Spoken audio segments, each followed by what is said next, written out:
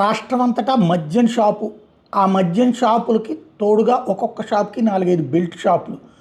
ఈ బెల్ట్ షాపులు ఉన్నాయి అని చెప్పి ఓ పక్కన పబ్లిక్ అందరికీ కళ్ళకు కనబడుతుంటే అబ్బెబ్బే బెల్ట్ తీస్తానని చంద్రబాబు గారు ఆదేశించారు కాబట్టి ఎక్కడా బెల్ట్ షాపులు లేవు అని చెప్పి మరో పక్కన ప్రచారం చేసుకొస్తున్నారు.